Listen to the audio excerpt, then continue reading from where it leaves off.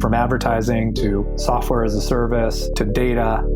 Across all of our programs and clients, we've seen a 55 to 65% open rate. Getting brands authentically integrated into content performs better than TV advertising. Typical lifespan of an article is about 24 to 36 hours. If we're reaching out to the right person with the right message and a clear call to action, then it's just a matter of timing. Welcome to the MarTech Podcast, a Ben J. Schaap LLC production. In this podcast, you'll hear the stories of world-class marketers that use technology to drive business results and achieve career success. We'll unearth the real-world experiences of some of the brightest minds in the marketing and technology space so you can learn the tools, tips, and tricks they've learned along the way. Now here's the host of the MarTech Podcast, Benjamin Shapiro. Welcome back to the MarTech Podcast. Okay, today we're going to talk about creating awareness for B2B businesses. Joining us is Logan Lyles, who is the Director of Partnerships at Sweetfish Media, which is an enterprise podcast production agency. Logan is also the co-host of the B2B Growth Podcast. And in our last episode, Logan gave us an overview of how and why B2B businesses are increasingly dependent on multimedia content, specifically podcasts. If you missed that episode, really insightful, go back and give it a listen. But today, Logan is going to give us some tips on how to improve the shareability and virality of your B2B content. Here is the second part of our interview with Logan Lyles from Sweetfish Media. Logan, welcome back to the MarTech Podcast. Hey, thanks for having me on again, Ben. Excited to extend the conversation, man. Yeah, me too. I'm glad that we got your first actual time being a guest of a podcast out of the way, even though you've been on a ton of podcasts. How did it go? What was it like sitting in the other chair? It's about the same. Just having a conversation. That's what we love about podcasts, is that you get to have a conversation with someone and be able to share the nuggets of value out of it. So hopefully the last conversation was valuable for the audience, and excited to get a little bit more into some detailed tactics today. I totally agree. It's great to have a nice casual conversation and post it for other people to hear. One of the things that I thought was insightful in our last conversation was you talked about the content waterfall, which is recording longer form content and then breaking it up and repurposing it into different channels. And with Sweetfish Media, since you focus on podcast creation for enterprise B2B businesses, you're coming up with this audio form content. Talk to me about the mechanics of taking that content, breaking it down, and where are you sharing it? It can lend itself to a lot of different formats. We start with LinkedIn. Obviously, B2B brands, LinkedIn is a platform that is very, very effective. A lot of buyers on there and a lot of targeting that you can do as well. Your own website's blog is another place that you can go for repurposing the audio content. For instance, for our show for B2B Growth, we create a graphic for each episode. Since podcast is mostly audio and there's not a whole lot of visual assets to it, we try to make sure that we create a graphic for each episode that lends itself well to Twitter, Instagram, other places like that might be a little bit more visual. That's something that you definitely want to think about if you're having a podcast, is making sure that you have a graphic that's easy for people to see what is this episode about, and being able to share it out on other channels that are a little bit more visually engaging. Let me ask you a question about that. When you say you're creating a graphic, is it that you're just creating essentially a replacement for the graphic that you use for your podcast? Like, here is the icon. I have the MarTech Podcast icon, and I pretty much use it for every single episode. Are you creating an infographic or just a new logo for the episode?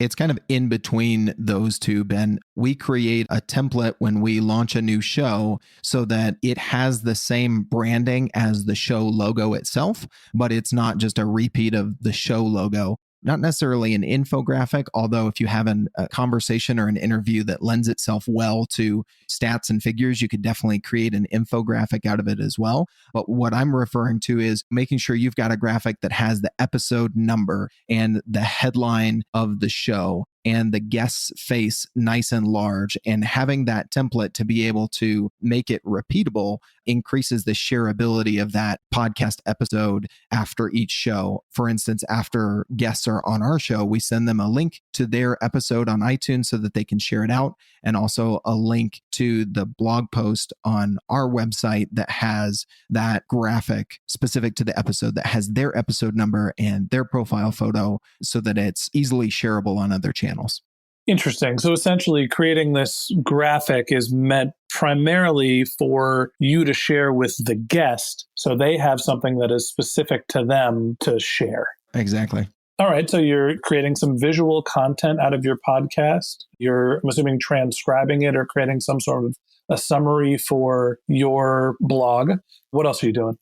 So the other area is it's really great content for your email campaigns. Pretty much everyone listening to this in marketing has an email list or multiple email lists, obviously. So taking that content from those conversations and wording it in a way that shares the value, it's a great way to get additional touches with your email list and add some value to them by sharing the content that you think they would find most interesting, engaging, and valuable from the podcast episodes.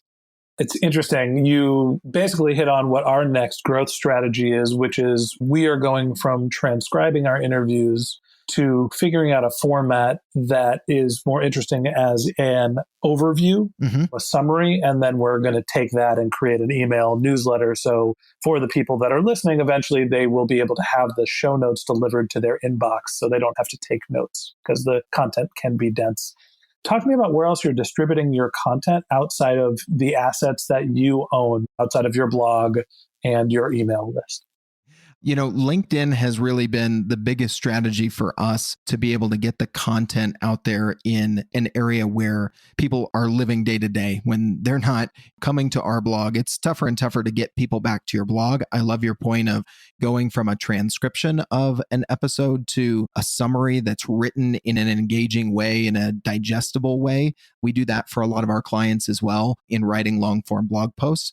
But LinkedIn has been by far and away the biggest strategy for us and for our clients to be able to get that content in front of a much broader audience and build their audience and their brand by engaging with those folks on that platform and inevitably getting people as subscribers back to your podcast. Okay, so LinkedIn is the primary source where you're taking your content and publishing it in an asset that you don't own, right? You don't own the LinkedIn platform. Right.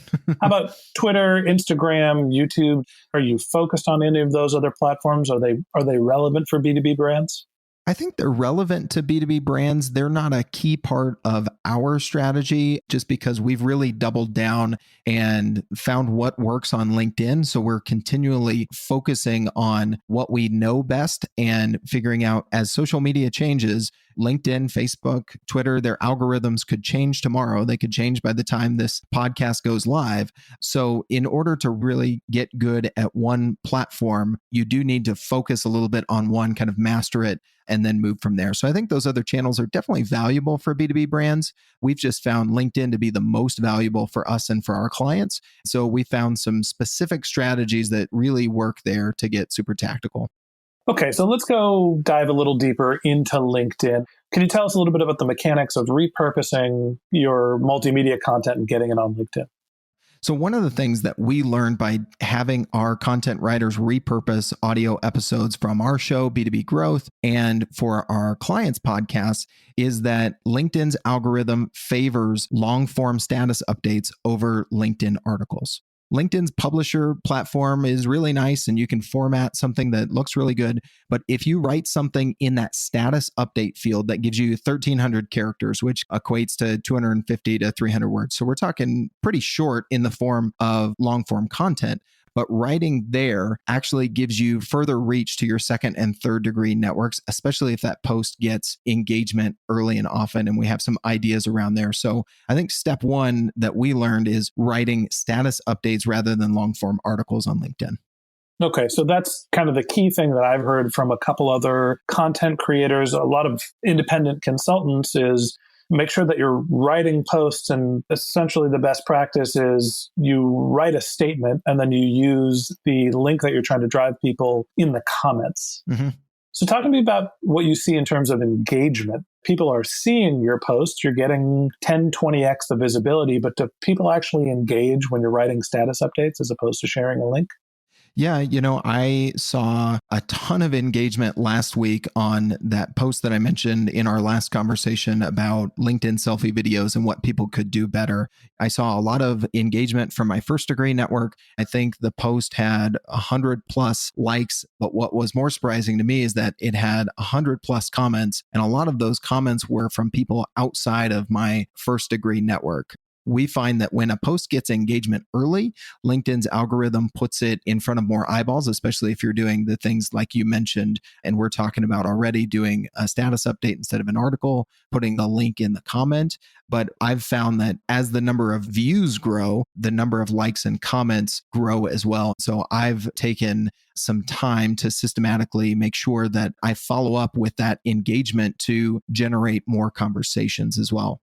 So what I'm hearing is you're posting a status update. If people start engaging with it, it reaches beyond your first level contacts to second and third. So you get more impressions, and then you can take the people that are starting to comment and respond to them and build a conversation. Mm-hmm. I'm still curious because instead of putting a link in the actual post that someone is designed for someone to click through to and drive traffic to the piece of content that you want to engage with, you're putting in the comments. So are you getting impressions, comments, conversations, but not getting people to actually experience your content? Or do you find that people are going into the comments and then clicking off to the link at the same rate as if you were posting the link straight into your feed? I think all in all, you're getting more click-throughs because instead of getting 100 views of the post and 2 click-throughs, you might get 20,000 views of the post and dozens of click-throughs. It's more shaped like a funnel than a one-to-one relationship, but I think getting it out to a wider audience does increase your chances of that click-through. And the other piece that I think is important there is that a lot of people, and I see this on LinkedIn a lot, even with podcasts or with videos or with webinars, they either don't write something, they just put the link. So it's a big block and you might click on it or you might not. And like you said, it might not be seen by as many more people. But what a lot of people do is they tease the content. They say, click through here to listen to this podcast and learn the 3 hacks we heard from XYZ, or what this company did to increase their SEO ranking by 200%, or whatever the case might be. What we have found effective is to actually share the value of the content. So a lot of people might say, well, that's decreasing your click-through rate. But what we found is that it builds your brand at a better rate. That was part of what drew me into Sweetfish. Is I was seeing all of this valuable content from James, the founder of the company, and they were usually repurposed updates from people he's interviewing on B2B growth. So even if I didn't click through, I was associating all of this valuable content with Sweetfish even before I was actively listening to the podcast. So I think we need to realize that people aren't always going to click through. Sometimes we're afraid of, oh, what if I decrease that click through? But when you're actually putting out content that is valuable for your audience and your goal is to deliver them value rather than to necessarily get a click through, then you're going to win in the end. It's playing the long game more than it is the short game. But over the long haul, we think that that's much more of an effective strategy as you build your brand and associate your brand with the value that people are getting out of your content. So let me try to summarize. What I'm hearing is even if the click-through rate is lower, use the example of 2 people clicking on 100 views, which is a 2% click-through rate. If you're getting 20,000 views at a 0.2% click-through rate, a significantly lower, you still have more overall volume because the reach is so much higher. And probably more importantly, you are getting an impression with your content for your brand more frequently. And that's what really matters because you need to raise your impression level higher in a B2B brand. It's not just a one impression, click, impulse buy. You need multiple impressions over a long period of time. Exactly, Ben. Any other tips or tactics related to LinkedIn and distributing your content? Yeah, I think there are a few other things that people can do if you don't have a podcast, or maybe you're not the best writer, or you're in sales on your B2B team and you don't have time for content creation. Start with engaging with other people's posts. Follow people who are your prospective clients or are good referral partners, and start engaging with the content that they're putting out there. Because what a lot of people don't realize is when you comment on someone else's post, that appears in your network's feed. So Ben, you and I are connected on LinkedIn. If I comment on someone's post, you'll see an update in your feed. Logan Lyles commented on this. And if they see a thoughtful comment on valuable content, that's another way to get your name and your brand out there, either personally or from a company perspective, in front of more eyeballs. The other thing on engagement I would recommend people do is, if you're putting out content, don't just put it out there and then just check back a week later to see how many views, likes, and comments you had. When people comment on your post, they're opening up a conversation with you. Take advantage of that and strike up a conversation with them. It's going to give you two benefits. One, it's going to give you the opportunity to engage with that person and build a relationship who could potentially be a client or a referral partner or whatever the case might be. And two, even if it's from you, the author of that LinkedIn status update, the more engagement a post gets when you reply to those comments you're getting, that will boost the visibility of that post out to your second and third degree networks more often, because LinkedIn's algorithm favors more engagement. So engaging with people's comments on your posts, as well as commenting on other people's posts, are things that you can do without a whole lot of time investment. James and I did a whole episode on B2B growth on how to leave thoughtful comments on other people's posts, because there are some quick ways that you can do that without a whole lot of time investment that can give you a lot of benefit in building your brand and increasing those impressions. Okay, so essentially what you're saying is, when you're posting, you're creating a conversation with the people that are in your community. And the more active that you are fostering that conversation, the more likely it will be to have visibility, the more impressions you get for your brand. What are some other ways for you to foster conversations? A big one is by starting an engagement group. I'm a member of multiple engagement groups on LinkedIn, and they're different than LinkedIn groups. So you have your network, you have your profile page, you can go and join groups on LinkedIn. But just because of the logistics of the way those groups work, we don't find a lot of engagement there. And so what we've started to do is use engagement groups, which are basically message threads where you can use the messaging section of LinkedIn. You know, if you and I were on LinkedIn, we're messaging each other back and forth, kind of private message or direct message to equate it to other platforms. You can also create a group message that's kind of like creating a group message in iMessage, or if you're an Android user, a group text message, whatever the case might be. You can create that same sort of group messaging thread on LinkedIn. And something that you can do there is you can start conversations, you can put people together. I started one recently, and two of the people were targeting the same buyers, and it allowed them to strike up a conversation. So it allowed me to be kind of a connector of the group and helping people build valuable relationships.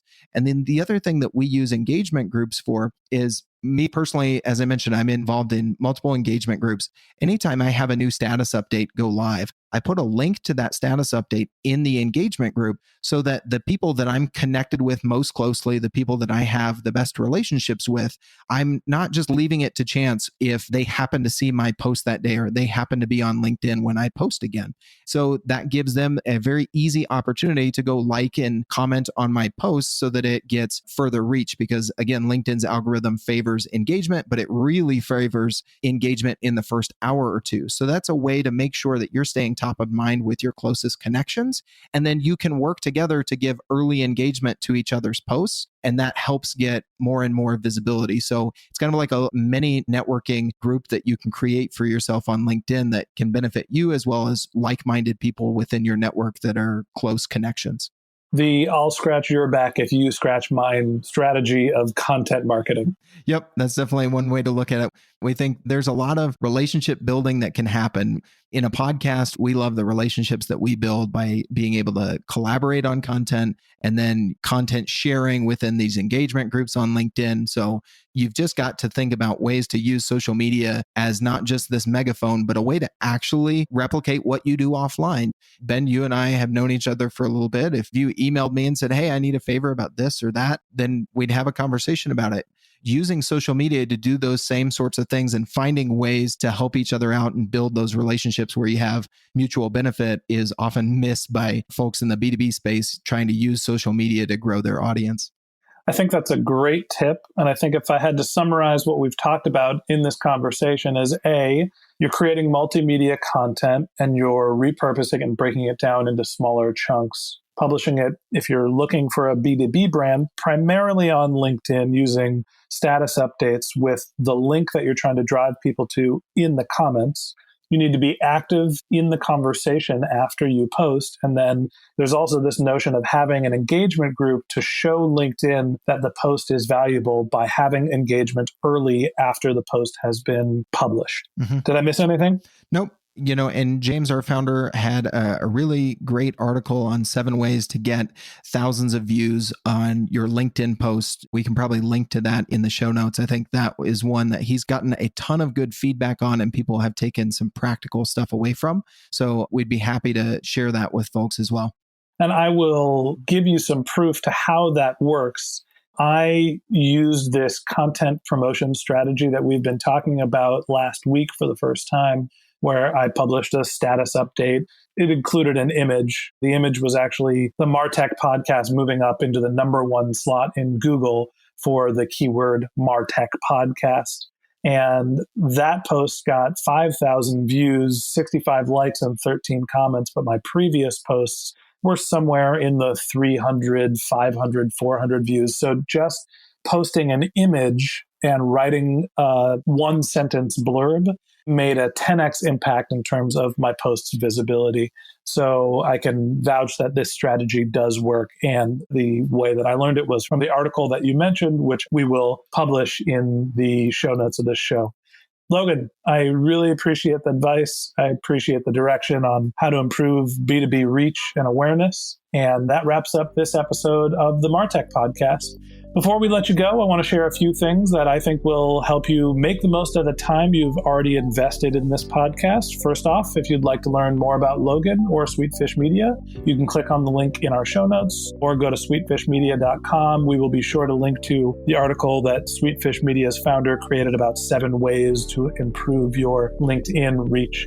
If you didn't have time to take notes while you were listening to this podcast, don't worry. We've published an overview of this episode and a full transcript of the conversation, which you can find by the link in the show notes or by visiting our website, which is martechpod.com. If you're a subscriber to the MarTech podcast, thank you for being a member of our community. If you ever have questions, comments, suggestions for topics that you'd like us to cover, or if you want to be a guest on the MarTech podcast, you can click the Contact Us link, or you can find links to our social media, our LinkedIn, our Twitter pages in the show notes, or you can just search for Ben J. Shap. That's BenJShap.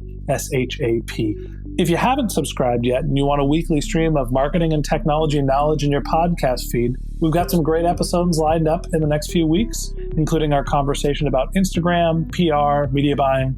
So hit the subscribe button in your podcast app and we'll be back with you sometime next week. Okay, that's it for today. But until next time, my advice is to just focus on keeping your customers happy.